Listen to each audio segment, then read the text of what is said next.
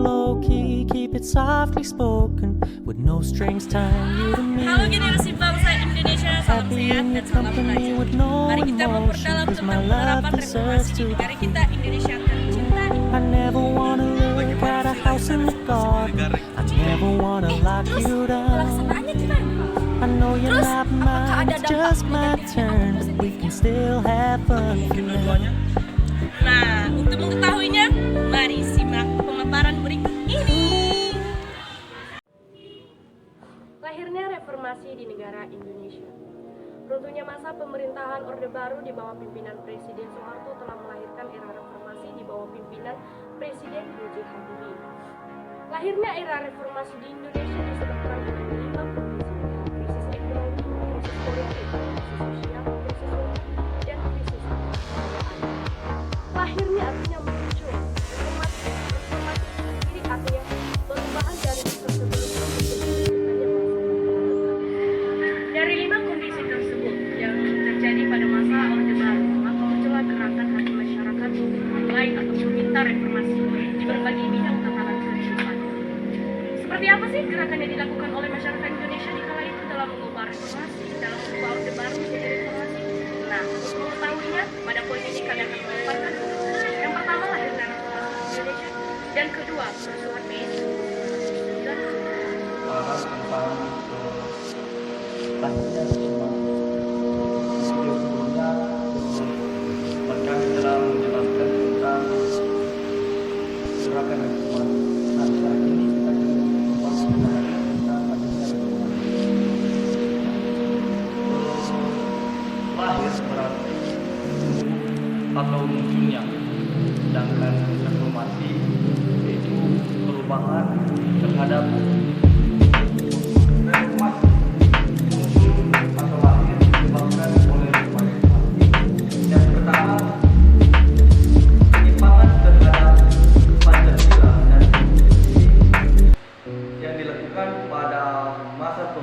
Orde Baru. Yang kedua, krisis moneter yang melanda di kawasan Asia. Krisis moneter yang melanda di kawasan Asia itu terjadi pada negara Thailand, di mana krisis moneter memicu efek domino sehingga negara-negara tetangga seperti Indonesia mengalami hal tersebut pada tahun pertengahan 1970. Apa sih pengaruh krisis moneter di Indonesia? Pengaruh krisis moneter di Indonesia yaitu mengakibatkan menurunnya tingkat nilai tukar rupiah, seperti harga barang yang telah tinggi, kedua terjadinya inflasi, ketiga produktivitas barang masyarakat menurun, ketiga tergeraklah keberanian dan jiwa untuk memunculkan perubahan yang dilakukan oleh para kaum cendekiawan dan mahasiswa serta dari elemen masyarakat yang melakukan demonstrasi sebagai aksi unjuk rasa pada tanggal 12 Mei 1999.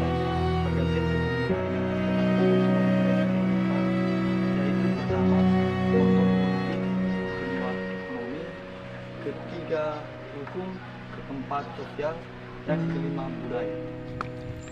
Dengan berbagai proses, sehingga pada akhirnya pada tanggal 21 Mei 1998, Presiden Soeharto mengundurkan diri dan menyerahkan jabatannya kepada Wakil Presiden B.J. Habibie, sehingga masa Orde Baru pun berakhir.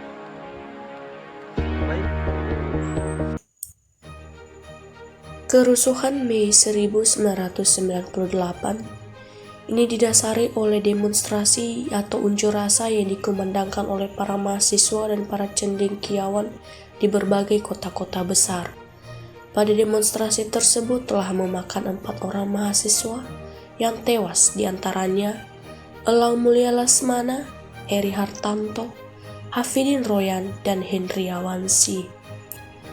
Dari keadaan seperti ini juga masih belum ada tindakan dari wakil rakyat ataupun pemerintahan dalam menangani unjuk rasa yang dilakukan oleh para mahasiswa tersebut dalam meminta reformasi di berbagai tatanan kehidupan berbangsa dan bernegara. Dari sana muncullah kemarahan rakyat untuk ikut bergabung dalam melakukan demonstrasi yang berujung kerusuhan tersebut. Kerusuhan ini juga didasari karena buruknya perekonomian rakyat karena terjadinya krisis moneter. Krisis moneter ini mengakibatkan munculnya sikap anarkis dan usaha penjarahan terhadap pertokoan serta pusat-pusat perbelanjaan di kota besar seperti Jakarta, Solo, dan Medan. Masyarakat ikut dalam kerusuhan ini hanya menuntut dan meminta 3 hal. Yang pertama, penurunan harga barang-barang pokok, penghapusan KKN, dan mundurnya Soeharto dari kursi kepresidenan. Melalui berbagai proses hingga memakan korban jiwa. Maka, bisa kita bayangkan sendiri keadaan kota pada saat itu sangat memprihatinkan dan sangat mencekam.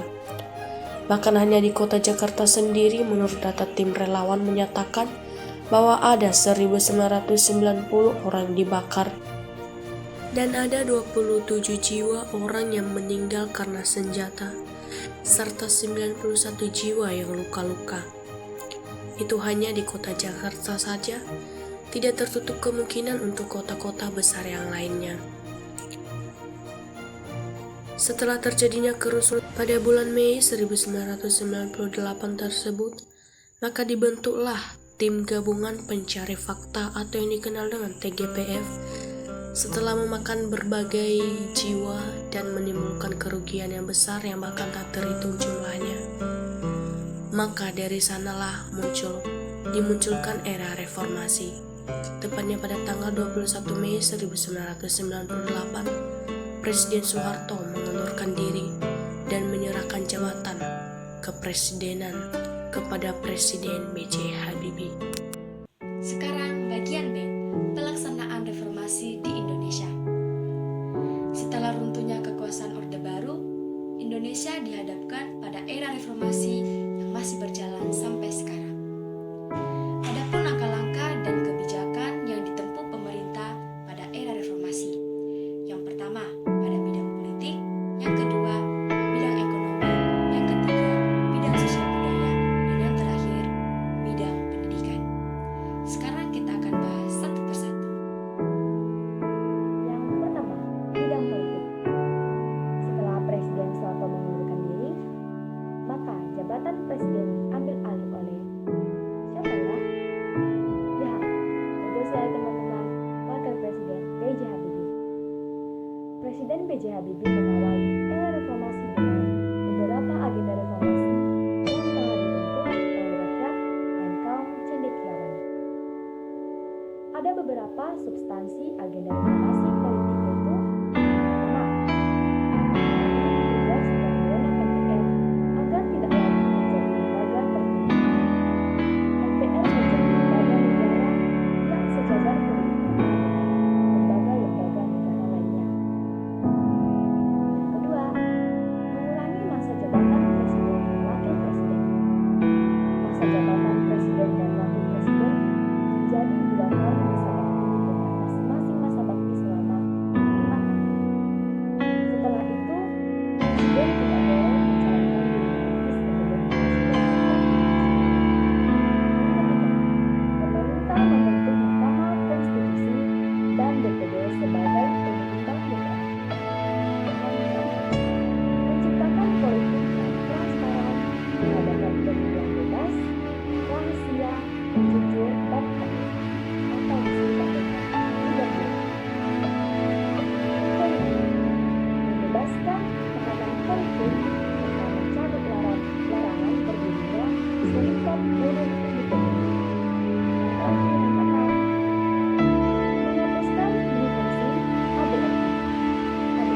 ABRI tidak boleh berpolitik dan harus konsentrasi terhadap pertahanan dan keamanan. Lanjut.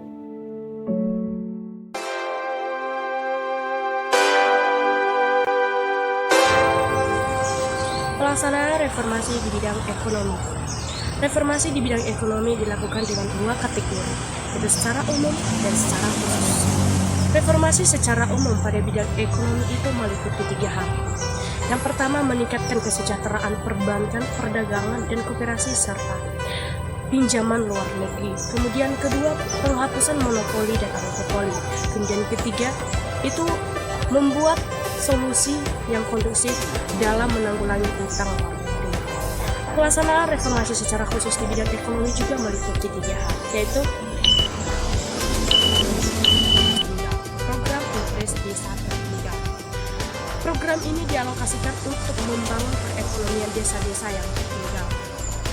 Ada 28.376 desa yang menjadi sasaran program ini dan berhasil berkembang dalam 2 bidang, yaitu perkembangan perekonomian dan kedua peningkatan kesejahteraan masyarakat. Dan 2 yaitu pendidikan dan program jaringan pengaman sosial. Program ini menuju pada 2 sasaran, yaitu pendidikan dan kesehatan. Tujuan dari program ini adalah untuk menanggulangi kemiskinan yang ada di dalam masyarakat. Pada tahun 2001, program ini berubah nama menjadi Beras untuk Keluarga. Bantuan langsung tunai bersyarat. Bantuan ini langsung disalurkan kepada rakyat melalui pos PT Indonesia. Setiap rumah tangga dialokasikan sebesar Rp100.000 per bulan, namun dibayar setiap 1 kali tiap 3 bulan. Tujuannya adalah untuk membantu perekonomian di dalam masyarakat.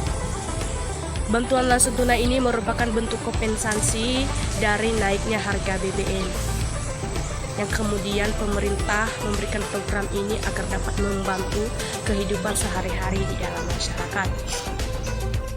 Dari waktu ke waktu program ini berubah nama, tepatnya pada tahun 2006 BLT berubah nama menjadi Bantuan Langsung Tunai Bersyarat. Sekarang nomor 3, bidang sosial budaya. Reformasi tahun 1998 mempengaruhi kehidupan di bidang sosial dan budaya di Indonesia pada tahun-tahun setelahnya. Bangsa Indonesia juga dituntut untuk menghadapi perubahan dan tuntutan reformasi yang ditebus dengan korban harta dan jiwa. Sejak krisis moneter melanda Indonesia pada tahun 1998, perusahaan-perusahaan mengalami kebangkrutan dan tidak mampu membayar gaji pegawai. Kesulitan kepada para pegawai sehingga timbul pengangguran dan tingkat kejahatan juga meningkat. Untuk mengatasi hal itu, pemerintah berupaya keras untuk membuka lapangan kerja bagi yang tidak mempunyai pekerjaan. Pemerintah juga melakukan pendekatan kepada para investasi asing yang mau ingin menanamkan modalnya di Indonesia.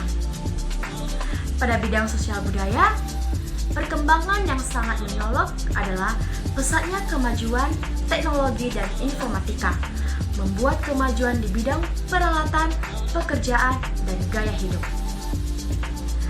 Informasi dan hiburan dari perangkat-perangkat elektronik semakin mudah didapatkan.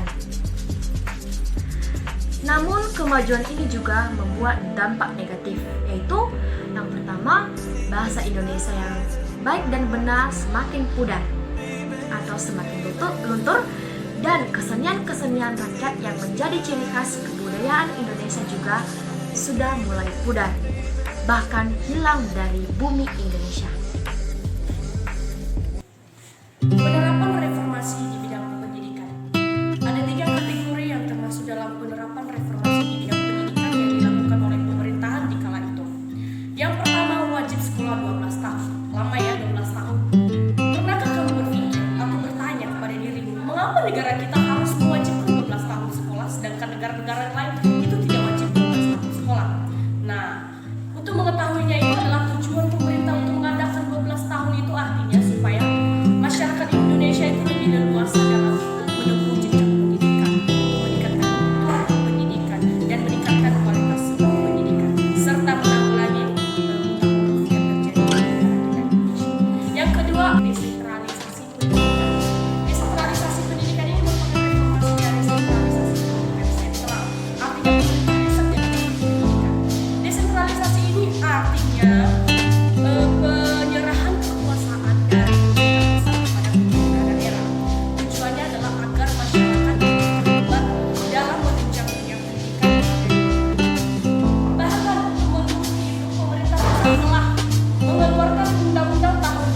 tentang pemerintahan daerah yang berhak untuk menunjang dan terlibat dalam mewujudkan pendidikan kita.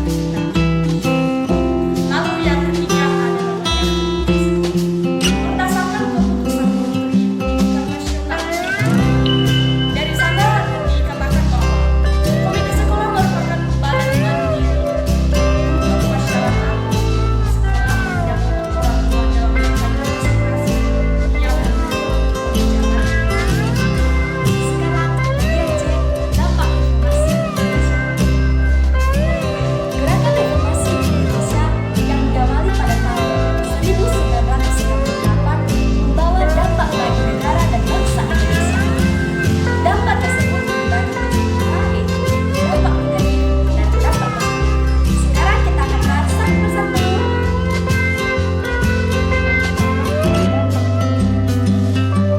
Reformasi merupakan sebuah masa pencerahan kehidupan pada pers di Indonesia. Kehadiran pers dianggap sudah mampu mengisi kekosongan ruang publik yang menjadi celah antara penguasa dan rakyat. Setelah masuk era reformasi, publik mendapatkan kebebasan mengeluarkan pendapat. Fenomena itu ditandai dengan masuknya atau munculnya media baru, baik media cetak maupun elektronik. Reformasi di bidang politik juga melahirkan keseimbangan antara kekuasaan legislatif, eksekutif, dan yudikatif, sehingga tidak terjadi lagi pemusatan kekuasaan di tangan presiden. Perekonomian yang lesu di awal reformasi berangsur-angsur mulai membaik. ABRI yang telah melakukan restrukturisasi diri sehingga fungsi ABRI yang sebelumnya cenderung menjadi alat mempertahankan kekuasaan penguasa kini fokus untuk menjaga keamanan dan kedaulatan NKRI. Sekarang kita akan lihat dampak negatifnya. Selain sisi positif, dalam suatu masa juga pasti ada sisi negatifnya. Berikut dampak negatif yang terjadi pada masa reformasi di Indonesia. Pertama, pengaruh kebebasan yang diberikan. Kebebasan dalam masa reformasi mengalami disintegrasi moral dan etika. Kebebasan berpendapat sering disalahartikan karena hal ini masyarakat sering melanggar etika dan melewati batas kewajaran. Yang kedua, sering terjadinya demonstrasi. Demonstrasi yang harusnya berfungsi untuk menyuarakan aspirasi masyarakat justru berujung tindakan anarkis, kerusuhan, bahkan perusakan fasilitas. Karena kenapa? Karena pada era reformasi, iklim politik di Indonesia cenderung menyalahartikan makna demokrasi. Yang ketiga, era reformasi melahirkan para cendekiawan dan mahasiswa yang berpikir terhadap kebijakan dan pemerintah. Dari sini, kita ketahui pada era reformasi juga telah ada ketidaknyamanan di dalam masyarakat. Oke kawan-kawan, sudah mengerti dan sudah paham kan? Semoga pemaparan dari awal sampai akhir membawa manfaat, menambah pengetahuan bagi kita semua. Nah, jika masih bingung, kami masih bisa membuka pertanyaan dan ruang diskusi. Jangan lupa temukan kami di bawah ini. Cause my love deserves to be free.